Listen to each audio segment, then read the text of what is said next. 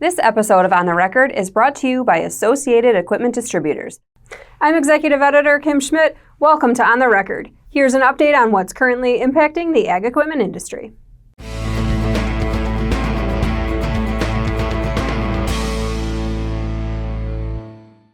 Deere's right to repair saga was once again in the news this week.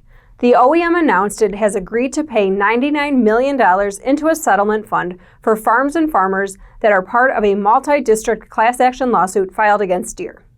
The funds will be distributed to class members pursuant to a court-approved distribution plan and used to cover administrative and legal fees. Additionally, Deere will continue to support customers and other service providers with access to repair resources, including tools, manuals, and diagnostic software. In a statement, Denver Caldwell, Deere Vice President of Aftermarket and Customer Support, said, "As we continue to innovate industry-leading equipment and technology solutions supported by our world-class dealer network, we are equally committed to providing customers and other service providers with access to repair resources. We're pleased that this resolution allows us to move forward and remain focused on what matters most, serving our customers." We checked in with Eric Wareham, Senior Vice President of Government Affairs for NAIDA, to get some perspective on what this means for dealers and the wider right to repair impact for the industry. Well, I think it's important to note first that settlement was a no-fault settlement. And so it doesn't signify anything about what the industry is doing or not doing to support their customers. What we've seen is lately a lot of activity on right to repair, whether it's from the administration, litigation, or legislation. And, there's a lot of smoke, but I think the reality is that there's really not a lot of fire because our industry is a leading example of one that supports customer self-repair. And I think that's why we've seen sort of the resolution of these issues. A lot of legislation has been introduced over the years, but it hasn't passed. The legislation that has passed, the trend is that there is a non-road exemption included. And so, I think that legislators and people involved in this issue that look at it understand what we're doing to support customer repair, and that there is a large distinction with a difference from farm equipment to household consumer electronics like, iPhones and laptops and such. Right to repair legislation continues to be introduced at the state level, and Wareham says Iowa is an important state to watch right now. 50-some bills, right to repair bills, have been introduced in 23 jurisdictions this year. And I think Iowa is interesting because it's a case study in how the politics have changed on this issue. As I mentioned, there's 7 states that have passed right to repair with a non-road exemption, and that has been the trend. It's soon to be 8. Kansas is going to pass a bill with a non-road exemption this year, or just did recently. However, with the pronouncements from the administration, it's given somewhat of a green light to Republicans around the country to pursue right to repair legislation. Whether that's misguided or misconceived, it's still, I think legislators are looking for something to do on behalf of farmers in this market. And I think the reality also is that we can't legislate our way out of this. We need to find markets, and right to repair type legislation that's divisive and misguided is not going to do anything to help anyone. At the end of the day, we all succeed together. And so, we can't circle the wagons and shoot in. We need to be constructive. And so Iowa, with its def delete and parts at cost language, tools at cost, that really is not a constructive way to approach this issue. And I think it doesn't also recognize the leaps and bounds that the industry has made in being first in class supporting self-repair. And at the end of the day, I think we're gonna move past this. I think Iowa, like many other states, the legislation is probably likely to fail. But we do need to find a resolution to this that gets past the talking point and the slogan of right to repair. You can find more details on right to repair on the ongoing coverage section of farm-equipment.com. As of April 8th, corn prices were $4.47, down 20 cents from our last episode. Soybeans closed at $11.62, down 9 cents. Wheat closed at $5.80, down 17 cents, and Class 3 milk prices closed at $17.11, down 65 cents. Now here's Noah Newman with the latest from the Technology Corner.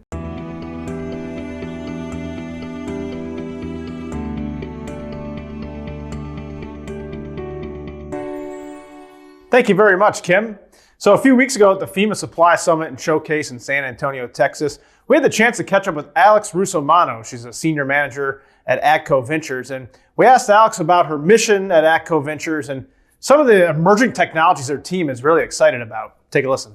I manage AGCO Ventures, which is our corporate venture capital initiative. So it's responsible for sourcing and funding early stage technologies that help us deliver on our strategic priorities as a company. So that means that they are farmer first and they're sustainable and they help farmers across the crop cycle.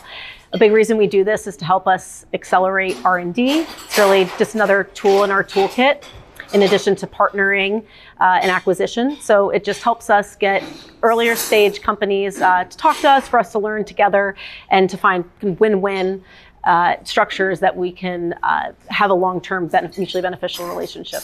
Well, I think farm robotics and automation and autonomy are a really important area. This area of AI and smart enabled hardware is not only important, but the technology is really starting to advance. And companies are starting to generate revenue, but more importantly, it's helping support the adoption of autonomy just through more exposure and really solving big problems along the way. And just because autonomy and robotics, drones, UAVs are starting to take off in other industries, I'm really excited to see how those innovations are going to make their way into agriculture. And you can catch more of our conversation with Alex on precisionfarmingdealer.com, including why she's really excited about the future of spray drones. In the Technology Corner, I'm Noah Newman.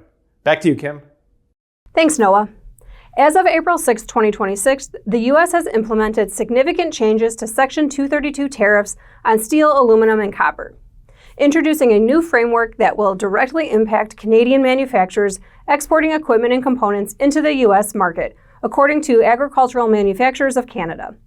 According to AMC, duties are now calculated on the entire value of a product, not just its metal content, substantially increasing potential costs for equipment and component exports. There is also a new tiered tariff structure which categorizes products based on metal composition. 50% for products made almost entirely of steel, aluminum, or most copper, 25% for equipment and components substantially made of these materials, 15% for certain metal-intensive industrial and electrical equipment through December 31st, 2027, 10% for products made entirely with U.S. origin metal, documentation is required, and products containing 15% or less metal are now exempt, creating opportunities for certain components and assemblies. AMC noted that preferential rates are being explored for certain trading partners, for example the UK, highlighting the evolving and negotiated nature of this framework. However, elevated tariffs remain in place for specific countries, reinforcing a broader industrial policy approach. As it relates to what it means for Canadian manufacturers, the association says these changes introduce higher cost exposure, new compliance requirements, and increased uncertainty for Canadian exporters. For ag equipment manufacturers, where steel and aluminum are core inputs, this may affect pricing, supply chains, and competitiveness in the U.S. market. Manufacturers should review product classifications, assess tariff exposure across their product lines, and evaluate opportunities to mitigate impact, particularly where design, sourcing, or documentation could influence applicable rates. According to several reports, Monarch Tractor vacated its Livermore, California headquarters abruptly on April 3rd. This comes after the company laid off its workforce in late 2025, as we reported in our November 27th episode. A report from SF Gate about the company's apparent failure includes details and a harsh review from California winemaker Patrick O'Connor, who says he's been testing the tractor for 3 years on his vineyard. In an interview with SF Gate, O'Connor said he couldn't find any serious uses for the Monarch tractor. He also said it was dangerous when in self-driving mode. He went on to say, it was a theoretically promising advancement in mechanical weed control over chemical weed control, but the hydraulics were finicky, the automated row follow didn't pan out. It was hitting my vines, and it was never to a point where you could be driverless. In a LinkedIn post, John Rossi, founder of Digital Iron, said, the The winners in equipment tech won't be the ones with the best AI. They'll be the ones who solve service uptime and integration into dealer ecosystems. Monarch tried to leapfrog the system. We'll continue to watch what's happening with Monarch Tractor, along with the lawsuit filed against the OEM by Berks Tractor last year. This week's DataPoint is brought to you by the Dealership Mind Summit, coming to Springfield, Illinois, August 4th and 5th. The program's now available, and to view it and to register, visit dealershipmindsummit.com. Total fluid milk sales have declined over the past 15 years, falling from a peak at about 55,433 million pounds in 2009 to 43,179 million pounds in 2024, according to data from USDA Economic Research Service. The shift represents a 22% decrease, notwithstanding a modest increase from 2023 to 2024. Despite the broader downward trend, whole milk's share of the market has grown. After being the leading category in the early 2000s, its share dropped to a low of 26% in 2012, but has since risen to 39% in 2024. As always, we welcome your feedback. You can send comments and story suggestions to kschmidt@lestermedia.com. Until next time, I'm Kim Schmidt. Thanks for joining us.